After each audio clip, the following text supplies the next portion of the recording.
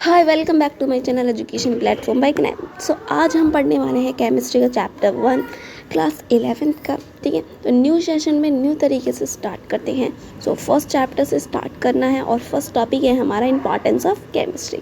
ठीक है, तो आपको पता है कि केमिस्ट्री क्या है कि हमारी डेली लाइफ पे डायरेक्ट इम्पेक्ट डालती है। मतलब इसके बहुत सारे यूजेस हैं हमारी डेली लाइफ में और बहुत सारे तरीके से हम इसे यूज़ करते हैं। ठीक है, अब कैसे कैसे यूज़ करते हैं हम कुछ पॉइंट्स के अकॉर्डिंग पढ़ेंगे। तो फर्स्ट पॉइंट है हमारा, देखिए फर्स्ट पॉइंट क्या है हमारा, इन एग्रीकल्चर एंड फूड।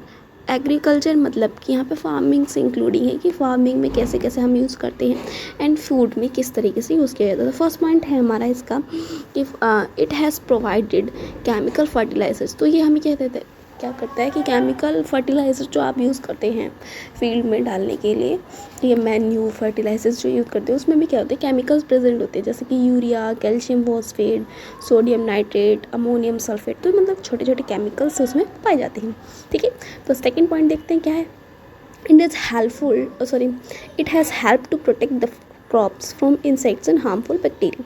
तो ये क्या करता है कि हमारे जो क्रॉप है, हमारी जो फसल है, हमने जो फसल बोई है, तो उसमें जो छोटे छोटे कीड़े लग जाते हैं ना, माइन्यूट से कीड़े लग जाते हैं जो कि हमारे क्रॉप को बेकार करने में लग जाते हैं, अटैक कर देते हैं ना, तो उन्हें ख़त्म करने के लिए, मतलब उनसे प्रोटेक्ट करने के लिए हम कुछ केमिकल्स का यूज़ करते हैं। जैसे कि कुछ केमिकल्स है जैसे कि इंसेक्टिसाइड, फंजीसाइड्स, ठीक है, एंड पेस्टिसाइड्स। तो कुछ इस टाइप के केमिकल्स हैं जो हम यूज़ करते हैं जिससे हम अपने खेत को क्या करते हैं, प्रोटेक्ट कर सकते हैं, बचा सकते हैं। ठीक है, तो नेक्स्ट पॉइंट देखते हैं क्या है। The use of preservative has help to preserve food products. तो क्या है कि केमिकल्स अब खेती के लिए तो हमने पढ़ ली, लेकिन फूड भी तो हमारा है कि जैसे हमारा फूड जो है बहुत टाइम तक सेव रहता है। तो क्यों रहता है, क्योंकि उसके अंदर भी कई सारे क्या होते हैं, केमिकल्स यूज़ करते हैं जिससे क्या कर सके, हम फूड को ज़्यादा टाइम तक स्टोर करके ज़्यादा टाइम तक उसे बचा के रखा जा सके। जैसे कि बहुत सारे केमिकल्स हैं हमारे बटर्स वगैरह, ठीक है, बहुत सारे हैं, जरूरी नहीं, सॉरी, बहुत सारे हमारे फूड हैं। ठीक है, जैसे कि बटर हैं, चिप्स वगैरह, कुरकुरे, ये बहुत टाइम तक कैसे प्रिजर्व रहते हैं, क्योंकि इनके अंदर क्या होता है, गैसेस डाली जाती है। ठीक है, जो कि क्या करती है, उसे सेव करके रखती है, प्रिजर्व करके रखती है, बचा के रखती है, प्रोटेक्टिव रखती है। ठीक है, डाइजेशन क्या है कि जैसे आपको पता है कि कोई बीमारी हो जाए, हमें कोई डिसीज़ हो जाए, तो हम क्या करते हैं, टैबलेट्स वगैरह यूज़ करते हैं। तो उसमें भी क्या होगी, क्या होते हैं, केमिकल्स प्रेजेंट होते हैं, ड्रग्स प्रेजेंट होते हैं जो कि हमारी बॉडी के डिजीज़ से फाइट करते हैं और हमें सेव करते हैं। तो क्या है कि large numbers of drug saving हमारे आसपास पाई जाती है। टुडे क्या करते हैं, बहुत सारी टुडे जो है बहुत सारी न्यूमोनियाज़ वगैरह, बहुत सारी तरह की बीमारियां हैं जो कि हमें क्या करती हैं, हमें बचाते कि मतलब हमें अफेक्ट करती हैं। और तो हम उसे बचने के लिए क्या करते हैं, लाइफ सेविंग ड्रग्स यूज़ करते हैं जो कि हमें क्या करती है, प्रोटेक्ट करती हैं। ठीक है, cisplatin and taxols have been found to be a very effective for cancer therapy and AZT. तो क्या है कि हमारे जो बहुत सारी सिप्लाटिन है, टॉक्सल है, ये सारी क्या करती हैं, इफेक्टिव है किसके लिए, कैंसर थेरेपी के लिए। अगर कैंसर हो जाए तो ये सारी चीज़ें यूज़ किया जाती हैं। ठीक है, ऐसे ही एड्स विक्टिम के लिए क्या है, एजोथाइमिड्स यूज़ किया जाता है जो कि उसके लिए इफेक्टिव है। ठीक है, ऐसे ही डिसइंफेक्टेंट के बारे में पढ़ते हैं। सेकंड पॉइंट है हमारा डिसइंफेक्टेंट के बारे में। क्या है डिसइंफेक्टेंट, आपको पता होना चाहिए। डिसइंफेक्टेंट वो है जो क्या करता है, जर्म्स को किल करने का काम करता है। क्या करता है, जर्म्स को किल करने का काम करता है। जैसे कि आपके फ्लोर है, रूम का फ्लोर है, तो वहाँ पे छोटे छोटे बैक्टीरिया होते हैं, तो उन्हें किल करने के लिए क्या करते हैं, लाइजोल, डेटॉल वगैरह यूज़ करते हैं, जिससे वो क्या करते हैं, बैक्टीरिया किल होते हैं। तो उसके अंदर क्या होते हैं, मोस्टली क्या प्रेजेंट होते हैं उस डिसइंफेक्टेंट में, फिनॉल प्रेजेंट होता है। क्या प्रेजेंट होता है, फिनॉल प्रेजेंट होता है। ठीक है, नेक्स्ट पॉइंट है हमारा अ लो कंसंट्रेशन ऑफ क्लोरीन। अब क्लोरीन जो है, तो हमारा नेक्स्ट पॉइंट क्या है, लो कंसंट्रेशन ऑफ क्लोरीन। अब क्या है कि जैसे आपको पता होगा कि वाटर जो आपका मतलब हार्मफुल वाटर होता है उसे प्यूरिफाई किया जाता है। तो प्यूरिफाई कैसे जाता है, तो क्लोरीन का यूज़ करके उसे प्यूरिफाई किया जाता है। ठीक है, क्लोरीन उसमें यूज़ किया जाता है और उसे हमारे ड्रिंकिंग के लिए, अकॉर्डिंग टू ड्रिंकिंग बनाया जाता है। मतलब कि उसे सेव हमारे लिए पीने लायक बनाया जाता है। ठीक है, किसका यूज़ करके, केमिकल का यूज़ करके। कौन सा केमिकल, क्लोरीन का। ठीक है, नेक्स्ट पॉइंट क्या है देखते हैं। नेक्स्ट पॉइंट है हमारा सेविंग द एनवायरनमेंट। एनवायरनमेंट को कैसे सेव किया जा सकता है।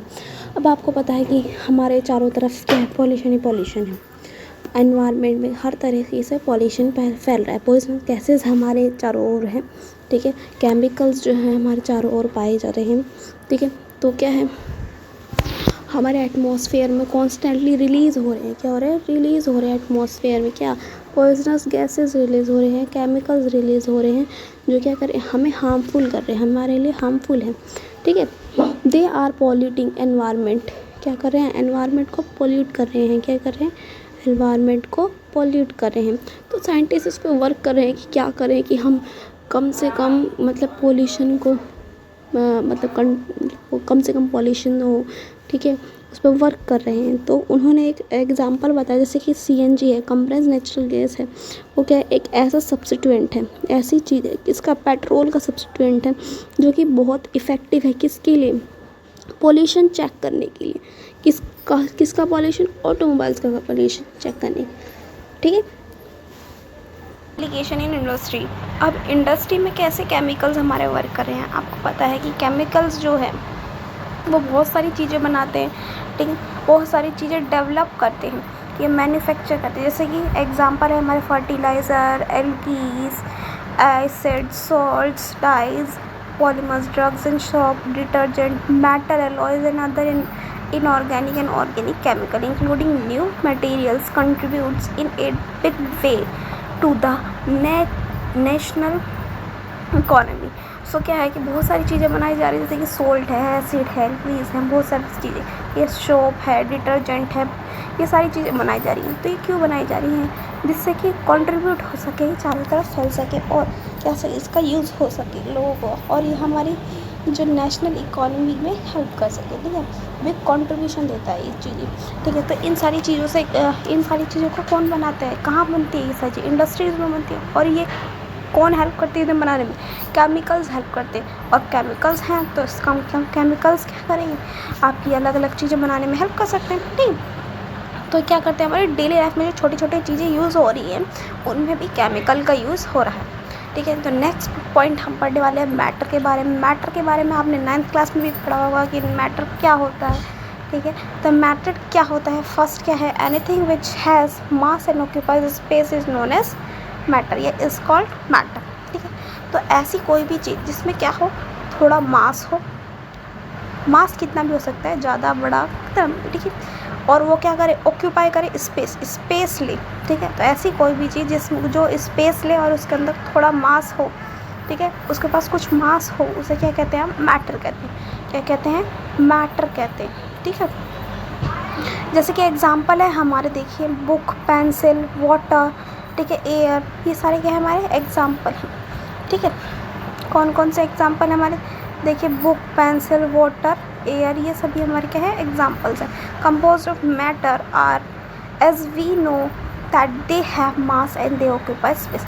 अब जैसे कि बुक है, ठीक है, अब हमारे पास मान लीजिए ये बुक है, ठीक है, ये बुक है, बुक का आपको पता है कि उस वो क्या, अगर हम कहीं पे भी रख दें, डेस्क पे रख दें, तो क्या करेगी, स्पेस लेगी, ठीक है, और उसके पास कुछ ना कुछ मास है, आपको पता है उसमें वेट तो हो गई, ठीक है, तो वो क्या है हमारा मैटर है। ऐसे ही पेंसिल है, पेंसिल भी क्या लेगी, स्पेस लेगी, ठीक है, तो उसमें क्या है स्पेस लेगी, प्लस उसमें वेट भी है, वो क्या है, मैटर है। ऐसे ही वाटर है, एयर है, ठीक है, ये सारे क्या है, ये सारी चीज़ें क्या करती है, ऑक्यूपाई करती हैं स्पेस, एंड उसमें कुछ ना कुछ क्या होता है, मास होता है, ठीक है। अब जो हमारे मैटर है ये दो चीज़ों में क्लासीफाई है, एक तो फिज़िकल और एक केमिकल क्लासिफिकेशंस हैं इनके। तो फिज़िकली हम पढ़ने वाले हैं कि फ़िज़िकली क्लासिफिकेशन है क्या। तो फिज़िकली ये हमारे 3 चीज़ों में डिवाइडेड है, सॉलिड, लिक्विड एंड गैस, ठीक है। सॉलिड, लिक्विड एंड गैस 3 चीज़ों में डिवाइड। अब सॉलिड, लिक्विड, गैस है क्या, कुछ समझ में ना आ रहा हो तो हम समझते हैं दूसरी लैंग्वेज में, अच्छी लैंग्वेज में समझते हैं जिससे आपको ईजिली समझ में आ जाए, ठीक। तो आपको पता है सॉलिड क्या होता है, सॉलिड आपको पता है रिजिड होता है, रिजिड मतलब सॉलिड, सॉलिड, ठीक है। रिजिड का मतलब आप ये भी समझ सकते हैं हार्ड, ठीक है। तो क्या है, ऐसी कोई भी चीज़ जो हार्ड हो, ऐसी कोई भी चीज़ जो हार्ड हो, जैसे कि मैं मेटल का एक बॉक्स ले लेती हूँ, ठीक है, मेटल का एक बॉक्स लेती हूँ, क्या है, हार्ड है, हार्ड है ना, ठीक है। तो ऐसी कोई भी चीज़ जो हार्ड है वही सॉलिड है, इतना आप समझ लें, ठीक है। पहला क्या, वो हार्ड हो, ठीक है, क्या हो, हार्ड हो, ठीक है।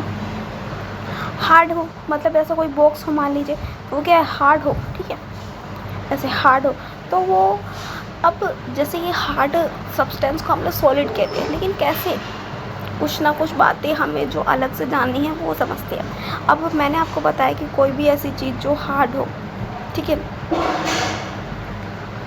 मान लीजिए कोई भी ऐसा सब्सटेंस है, ठीक है, ये एक हार्ड मेटल है, ठीक है, हार्ड मेटल का पीस है, तो इसमें क्या होंगे, छोटे छोटे पार्टिकल्स होंगे, क्या होंगे, छोटे छोटे ऐसे तरीके से पार्टिकल्स होंगे, जिनके बीच में ना स्पेस जो होगा बहुत कम होगा, क्या होगा, स्पेस बहुत कम होगा।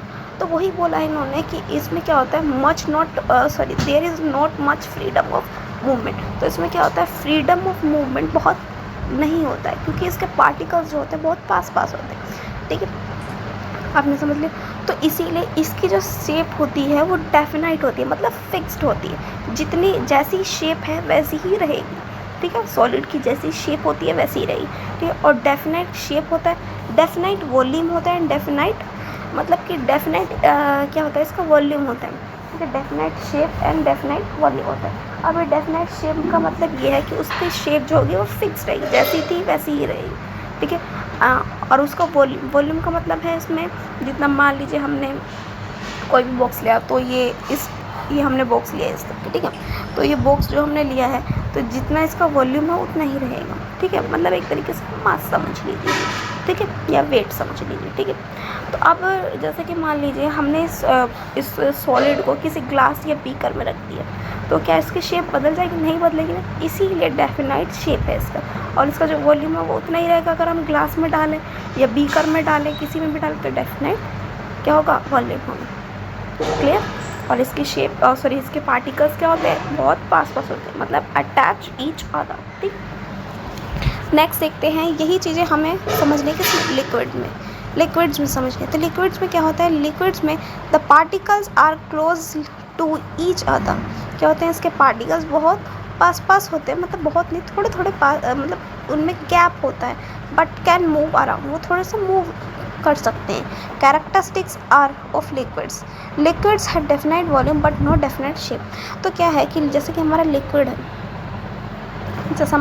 है, मान लीजिए, तो लिक्विड की क्या होती है, डेफिनाइट वॉल्यूम होता है, लेकिन डेफिनाइट शेप नहीं होती। अब ऐसा क्यों है, ठीक है। जैसे मैंने आपको बताया कि मान लीजिए कोई भी पानी हमने ले लिया है, कोई भी पानी है, ठीक है, मतलब पानी है हमारे पास, ठीक है, तो उसमें क्या होंगे, पार्टिकल्स होंगे। पार्टिकल्स की बात पहले देख रहे, तो पार्टिकल्स में क्या होता है, थोड़ा गैप होता है, क्या होता है, थोड़ा थोड़ा दूर दूर पे होता है, उनके बीच में थोड़ा थोड़ा स्पेस होता है, ठीक है, ओके।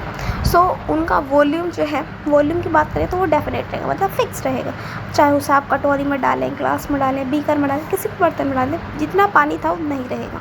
लेकिन उसकी शेप जो होगा अकॉर्डिंग टू कंटेनर, मतलब जिस भी बर्तन में हम डालेंगे उसी की तरह से वो शेप ले लेगा। जैसे अगर मैंने बाउल में रख दिया तो बाउल का शेप ले लेगा, ग्लास में रखा तो ग्लास का शेप लेगा, बीकर में रखा तो बीकर का शेप लेगा। इसीलिए उसकी शेप जो होती है डेफिनेट नहीं होती। तो याद रखेंगे, पार्टिकल्स उसके क्या होते हैं, थोड़े से दूर दूर होते हैं, उसमें गैप होता है। इसका वॉल्यूम जो होता है वो फिक्स्ड होता है, ठीक है, मतलब डेफिनाइट होता है।